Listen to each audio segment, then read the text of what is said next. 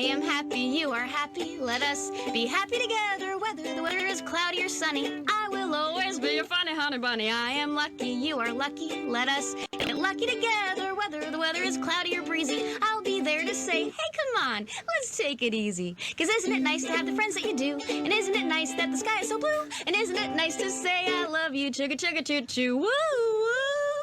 I am smiling, you are smiling. Let us smile together, whether the weather is cloudy or stormy. I will still be there in the morning. I'll be right by your side in the morning. I'll make you breakfast in the morning. I hope that you like cereal.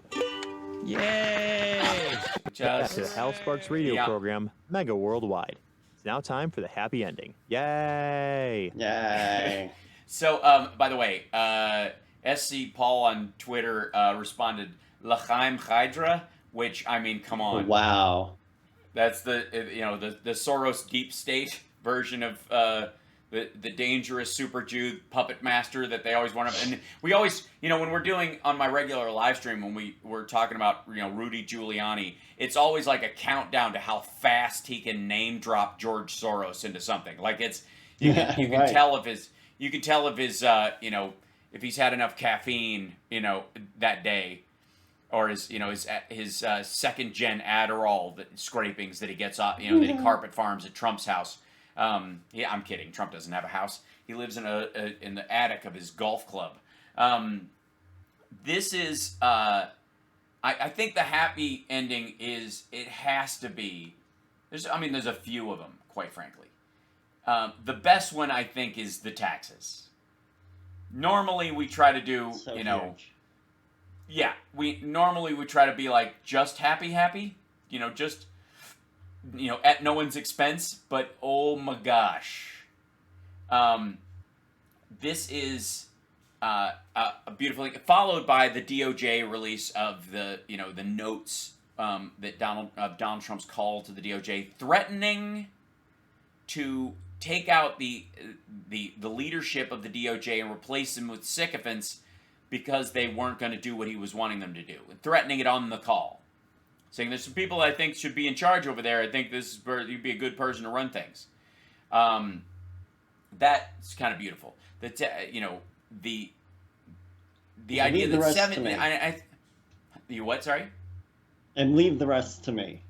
Yes, and leave the rest to me and the Republican congressman, because we will see over the next week if Jim Jordan gets called before the January 6th committee to discuss the phone call he had on the day, or if he tries to not show up for the subpoena as a member of Congress. Yeah, he's not handling this very well. No. It's, what do you do when your only tool is to ignore something awful when it's happening? Mm-hmm. The other, I guess, the genuine happy ending has to be the infrastructure bill moving forward.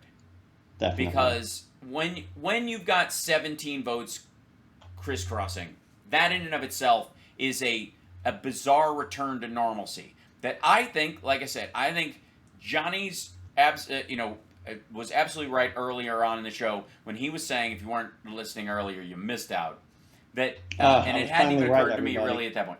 Look at that! Finally, once it's like a broken clock, but with only one hand. It can only be right once every 12 hours. Ever. Yeah. And even then, still, right? Oh, 18 votes because one guy didn't vote. Right. Well, that's also, yeah, you take that as a vote. If you leave and don't vote against it on the Republican side, that adds one technically, I suppose. But that fact that, aligned with what Johnny was saying earlier, that not only did Trump's pick not work out this week, but it might have been the fact that he picked this person that ruined their chances, that they probably might have been a shoo-in to be on a state senator in Texas, but Trump was like, okay, they're a shoo-in, cool. I'm going to give them my total endorsement. They're going to go up like a rocket ship. And they did. Unfortunately, the rocket ship they went up like was that dude who believes we live under a dome and that space is fake. Remember this flat earther dude who killed himself in the rocket? Yeah. Yeah. It went up like that kind of a rocket ship and crashed. So there is a. I mean, you got to hand it It's to the- the dude. I mean, he walked the He walk. committed. Absolutely. Yeah. I mean, like back page Bezos over here with his classified ad rocket ship. Backpage Bezos. Yes, right.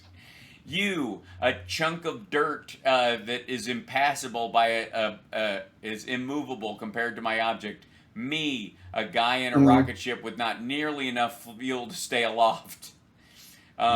If you'd like to meet up, send me wear a red carnation and show up at my favorite restaurant.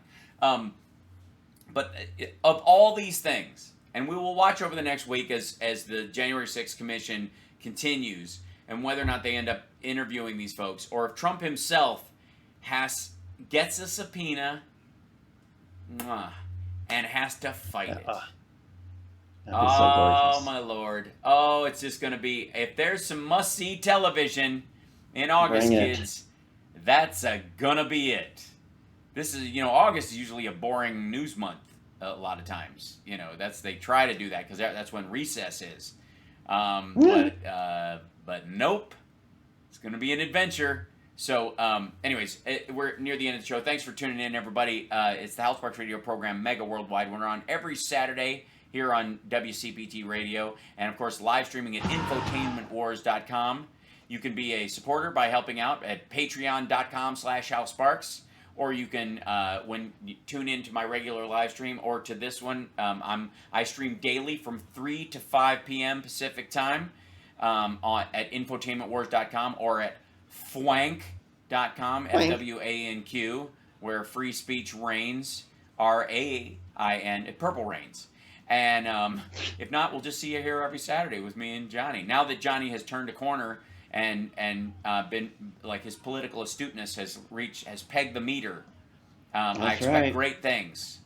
We'll have next week the Johnny Report.